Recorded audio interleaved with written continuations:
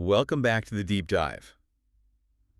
We are in a really weird moment right now. Mm. I don't know if you feel it, but there is this tension in the air at pretty much every workplace I know of. Oh, absolutely. On one side, you have leadership pushing so hard for AI adoption.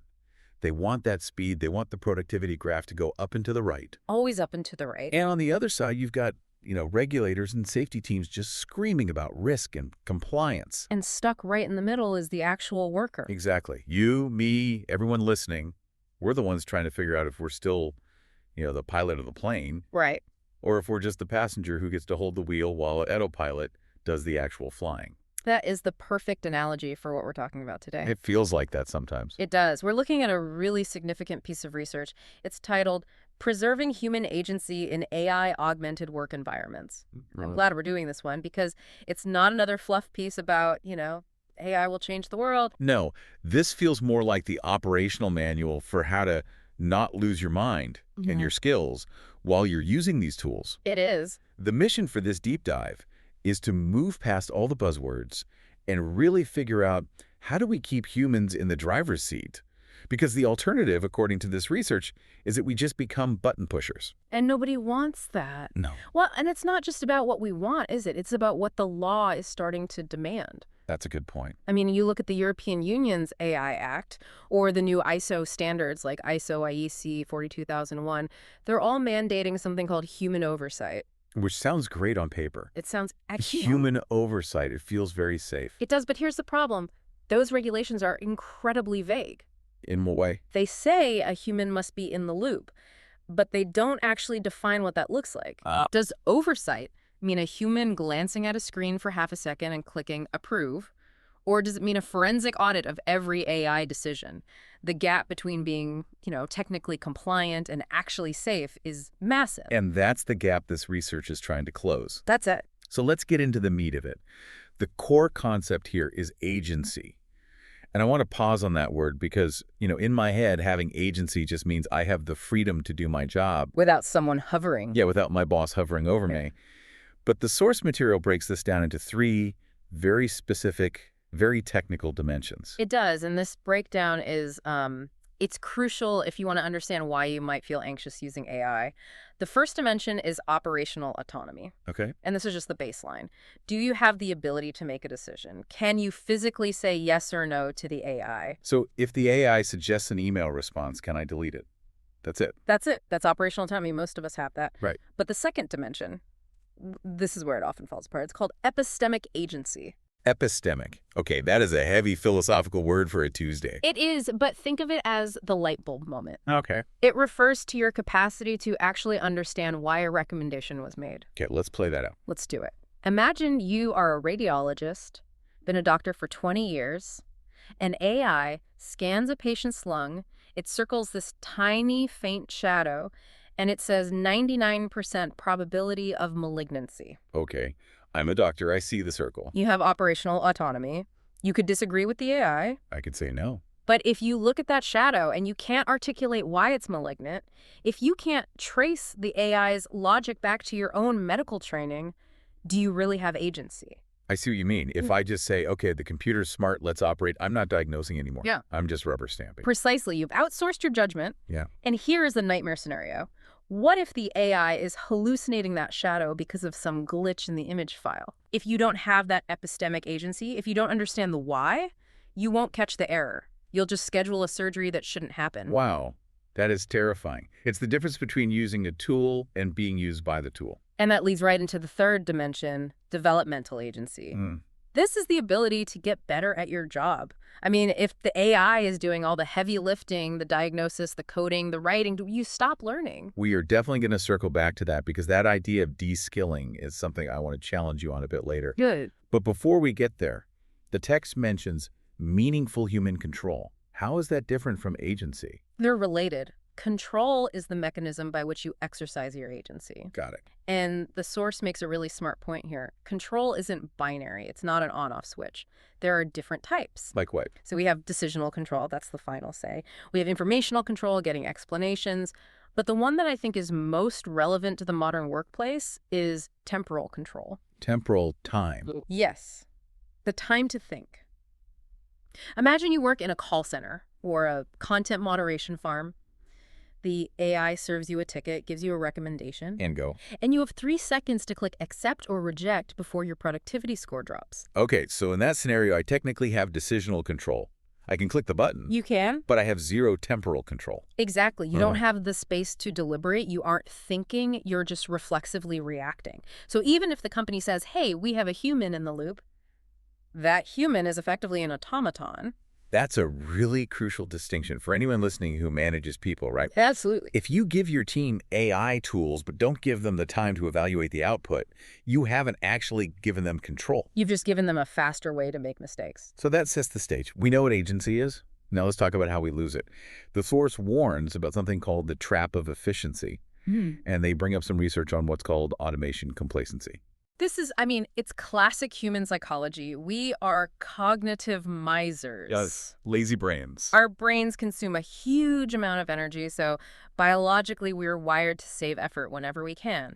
If you're working with an AI system that's right 99% of the time, your brain eventually goes, I trust this thing. you know what? I don't need to check this anymore. It's like the boy who cried wolf, but in reverse. The boy who cried truth, eventually you just believe him. And that's where the danger lies, because of the edge case. That 1% where the AI is dead wrong. If you're complacent, you miss it. And this leads to a concept I absolutely love from the paper: organizational brittleness. I highlighted that term too. It's such a vivid image. Think about a glass vase. It's hard, it holds water perfectly, it looks great, but if you tap it the wrong way, it doesn't bend. Shatters. It shatters. That is an organization that relies too heavily on automation. So on a normal day, everything is breaking records.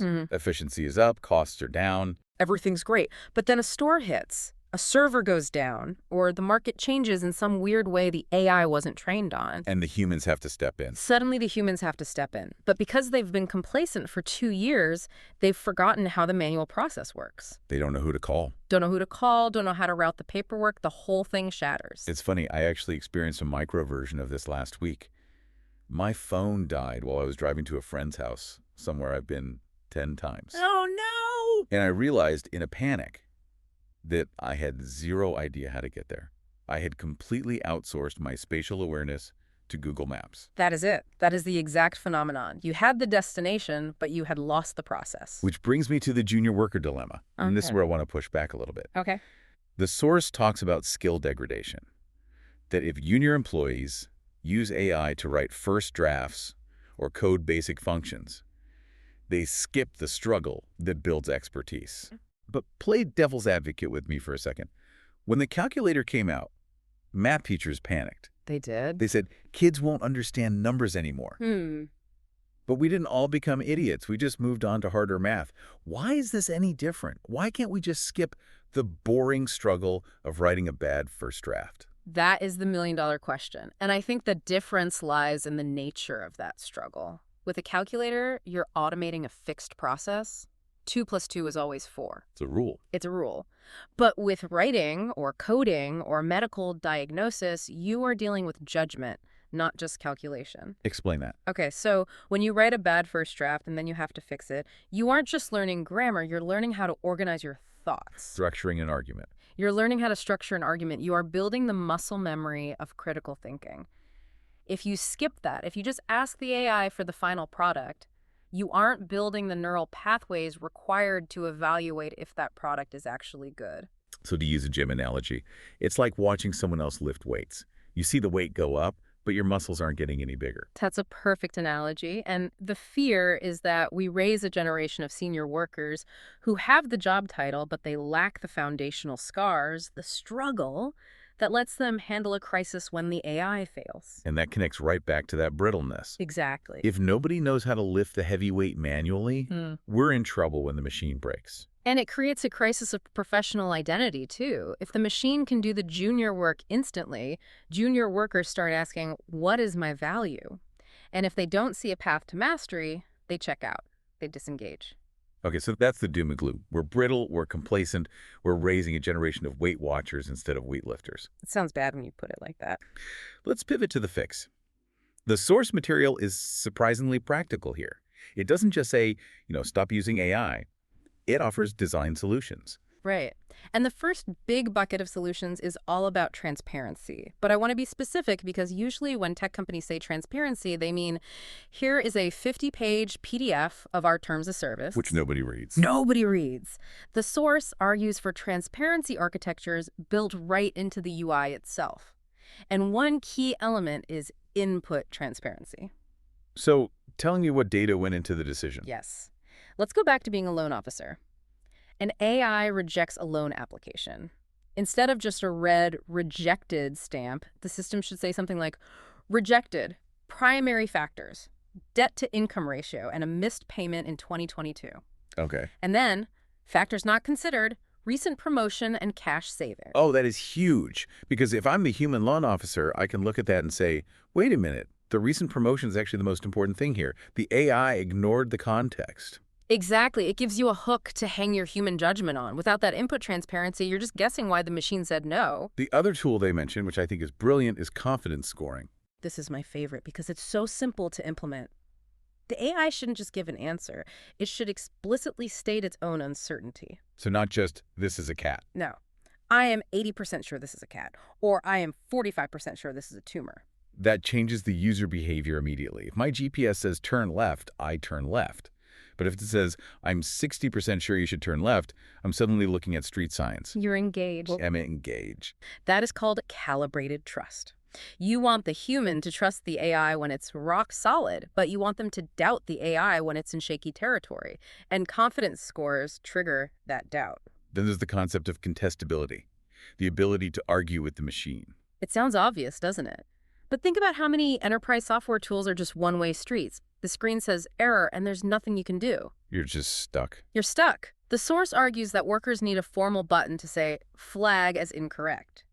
Even if the system doesn't change instantly, the act of flagging it reinforces the worker's agency. It reminds them, I am the one with the final judgment here. It's psychological as much as it is technical. Completely. Now, here is where we get into the controversial stuff. Okay. The source suggests something called deliberate friction. And I have to tell you, if I went to my boss and said, I want to design a system that is slower and harder to use, I'd get laughed out of the room. I'm sure you would. We've spent 20 years trying to remove friction. One-click ordering, seamless integration. Why on earth would we want to put the friction back? It is a hard sell, you're right. But you have to frame it correctly. You aren't adding friction to slow things down. You are adding friction to prevent disaster. They call them cognitive forcing functions. Exactly. Give me an example of what that looks like in practice. Okay, imagine a system for approving high-value wire transfers. An AI flags a transfer as suspicious. Now, if you make the Approve Anyway button a giant green button that works in one click. The tired human operator will click it. They'll click it 9 times out of 10 just to clear the queue. That's the automation complacency kicking in. Right. But if you apply deliberate friction, maybe clicking Approve triggers a pop-up. And that pop-up doesn't just have an OK button. It has a text box that says, please type a brief justification for why you are overruling the risk model. Oh, wow. So now I have to stop. I have to engage in my brain and actually formulate a sentence. Exactly. It's a speed bump for your mind. It snaps you out of that zombie mode and forces you to use your epistemic agency. You have to explain the why. I can see how that saves you from the edge cases, but I can also see employees hating it. They might. Just let me do my job. And that's the balance. You don't put friction everywhere. If you put friction on every email draft, you'll have a mutiny. You put it only at the critical decision points, the moments where a mistake would be catastrophic. So it's about strategic friction. Exactly. This leads us naturally to the final piece of the puzzle, which is governance. Because you can build all these cool friction tools and confidence scores, but if the company culture punishes you for using them, It doesn't matter. it doesn't matter. This is the accountability piece. And it addresses a very real fear. Who gets blamed when it goes wrong? Right. If I override the AI and I'm wrong, do I get fired? Because if the answer is yes, I'm never overriding the AI ever again. That is exactly why the source calls for clear escalation pathways. Oh. Organizations need to explicitly say, if you override the AI based on your professional judgment and you document your reasons, In that little text box. in the text box we talked about, you will not be punished if the outcome is tricky. That's psychological safety right there. It is. It turns an error into a learning data point. If you punish the human for intervening, you are effectively telling them to prioritize the machine over their own brain. And that pushes you right back into brittleness. Right back. The source also mentions dynamic capability, the idea that you can't just set it and forget it with these systems. No, you can't. No, you need sensing mechanisms. You need to measure the health of your workforce's agency just as rigorously as you measure their productivity. So you're looking at things like, are people getting bored? Are people getting bored? Are error rates creeping up in manual tasks? Are junior workers struggling to move up? You have to treat the workforce's agency as a KPI. Exactly. It's an asset. If you degrade it, your company loses value. The deep dive wraps up with a concept called values explicit design, which sounds a bit academic, but I think it's the heart of the whole thing. It really is. It's the argument for human flourishing. It flips the script. Instead of asking, what can we automate to save money? Which is what everyone asks. It's what everyone asks. Instead, we should ask, what should we automate to make the work better? I love that distinction. Just because we can have an AI write every single email to a client, should we? Maybe not. Maybe writing that email is where the relationship is built. Maybe drafting that strategy document is where the critical thinking happens. Right. We should use AI to get rid of the drudgery, the data entry, the scheduling, the pattern matching. But we should explicitly design the workflow to preserve the tasks that give us meaning and build our expertise. So let's bring this all the way back to the beginning. We started with this tension.